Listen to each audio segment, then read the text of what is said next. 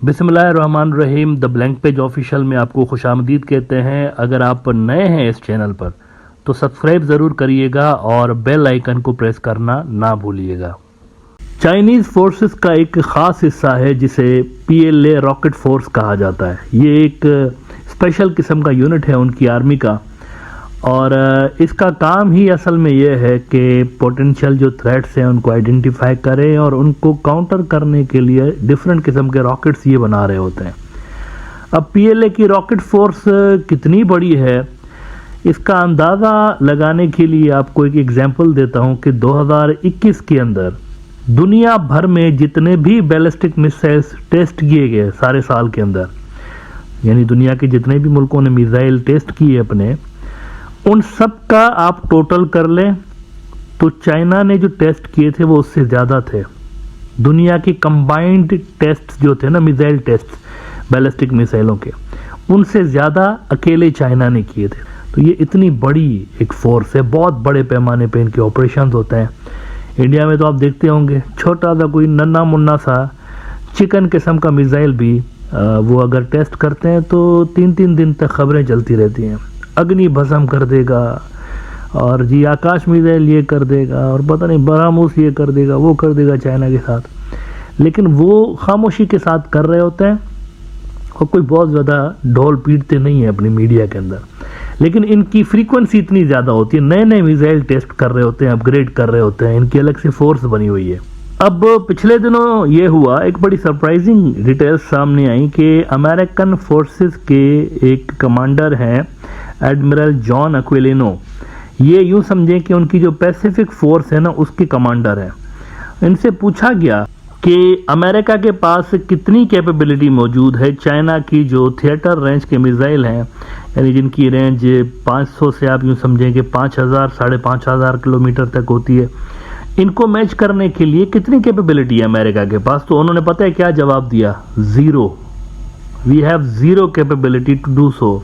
बड़ी बात नहीं है कि इतने टॉप का ऑफिशियल कह रहा है कि हमारे पास कैपेबिलिटी ही नहीं है उनके ये जो थिएटर रेंज के मिसाइल हैं उनको काउंटर करने के लिए। फिर उनसे पूछा गया उसी इंटरव्यू के अंदर कि महाराज ये बताएं कि क्या कोई नया कोई स्पेशल किस्म का मिसाइल बना रहे हैं आप इतनी रेंज के अंदर, 3 से 5,000 किलोमीटर की रेंज के अंदर कोई ऐसा मिसाइल बना रहे हैं चाइना के लिए?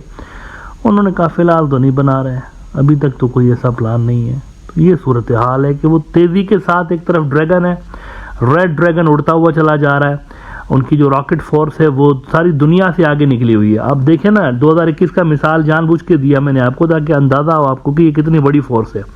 सारी दुनिया की टेस्ट एक तरफ, दुनिया ने जितने मिसाइल टेस्ट किए, और अकेले चाइना की मिसाइलों की टेस्ट दूसरी तरफ, इतनी तेज़ी के साथ ये काम कर रहे हैं। अब इस सूरत हाल के अंदर आपको अमेरिका की इंडो पैसिफिक स्ट्रेटजी का जो डिफेंस से रिलेटेड मुद्दा है ना वो समझ में आता है आपको, जिसको इंडियन पॉलिसी मेकर्स हैं वो पिक नहीं कर पा रहे। देखें, यहाँ पे अमेरिका के लिए एक प्रॉब्लम है। प्रॉब्लम यह है उनके लिए कि चाइना का तो ये बैकयार्ड है ना सारा का सारा रीजन, जिसको इंडो पैसिफिक अमेरिका रीजन कहता है। तो यहाँ पर तो जितने भी अमेरिकन अड्डे हैं, तमाम के तमाम अमेरिकन अड्डे, तमाम के तमाम अमेरिकन फैसिलिटीज़ जितनी भी बनी हुई हैं यहाँ पे, उन सारों को चाइना हिट करने की पोजीशन में है और उनको सक्सेसफुली हिट करने की कैपेबिलिटीज़ वो रखते हैं। लेकिन अमेरिका इतना दूर है, अमेरिका इतना दूर है, और चाइना के जो एसेट्स डिप्लॉयड किए हुए चाइना ने वो सारे के सारे मेनलैंड के अंदर हैं, और उनके पास ये कैपेबिलिटी नहीं है कि वहां से कोई उनका मिसाइल उड़े, अमेरिका से उड़े और आकर चाइना के किसी टारगेट पे स्ट्राइक करे। कई तरह के लेयर्स हैं जिनको इन अमेरिकन मिसाइलों ने क्रॉस करना होगा before they reach to Chinese mainland, और ये काफ़ी मुश्किल है। फिर तो इतना अगर डायरेक्टली अगर आके लैंड कर जाए वहाँ पर इनकी टेरिटरी पे हिट कर गए चाइना की टेरिटरी पे तो वो तो अलग बात है। लेकिन यहाँ पे अमेरिकन मिसाइलों को बेसिकली चाइना तक पहुँचने के लिए बहुत सारे लेयर्स को क्रॉस करना पड़ेगा, जो कि फिर उनके लिए पॉसिबल नहीं होता। इसीलिए अमेरिका को चाइना के करीब करीब जो स्ट्रेटेजिक लोकेशंस हैं वहाँ पर बेसिस चाहिए, मिसाइलों के अड्डे चाहिए, और डिफरेंट किस्म के उनको यहाँ पर फैसिलिटीज़ चाहिए। इस सूरत हाल में फिर उनको 2-3 मुल्क जो है ना बड़े इंपॉर्टेंट हो जाते हैं उनके लिए, स्पेशली जापान और फिलिपाइन। लेकिन इंडियन ओशियन जो है उस हवाले से फिर उनको इंडिया के अंदर भी बेसिस चाहिए, मिसाइल बेसिस गालिबन वो देख रहे होंगे और वो इसी हवाले से फिर ये जो पिंगे बढ़ाने की कोशिश कर रहे हैं इंडिया के साथ और डिफरेंट किस्म के उन्होंने मुआहदे कर रखे हैं, such as logistic exchange, memorandum of understanding, और ये सारा कुछ उन्होंने किया हुआ है। 2-3 और भी करेंगे नियर फ्यूचर में, मुझे लगता है 2-3 और भी करेंगे और वो कोशिश करेंगे कि उनको यहाँ पर ऐसी फैसिलिटीज़ मिल जाएं जिस तरह की उनको फिलिपाइन या जापान आगे चलकर ऑफर करेगा। तो इंडिया से भी वो कुछ इसी तरह की उम्मीद रख रहे होंगे फ्यूचर के हवाले से। इसको अमेरिकन जो पॉलिसी मेकर्स हैं वो रिंग ऑफ फायर का नाम दे रहे होते हैं इस तरह की स्ट्रेटजी को। फॉक्स न्यूज़ में एक बड़ी इंटरेस्टिंग खबर लगी है रिंग ऑफ फायर के हवाले से। वो कहते हैं कि to deter China, the US should build rings of fire. Rings of fire bill will require Pentagon to develop a strategy for offsetting China's missile advantages.